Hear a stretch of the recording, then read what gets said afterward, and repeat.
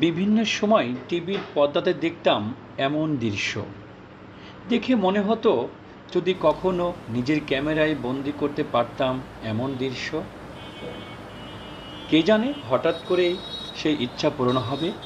নাটোর বগুড়া মহাসড়ক দিয়ে যেতেই জেলা প্রশাসকের কার্যালয়ের পাশের বিলে হঠাৎ করে দেখলাম দুটি জলময়ূর।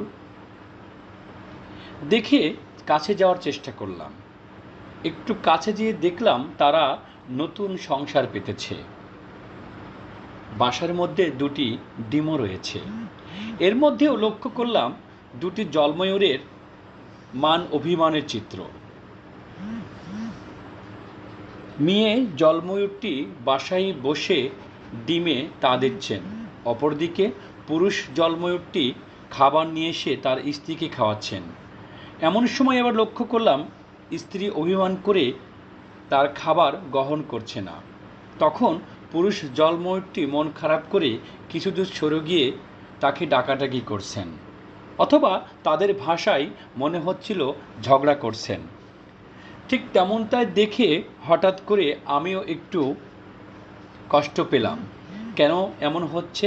আর সেই কষ্টের কারণটা হচ্ছে মানুষ কতটা আমরা অমানুষ হতে পারি যে আমাদের হাত থেকে অবলা প্রাণীগুলোও রেহাই পায় না।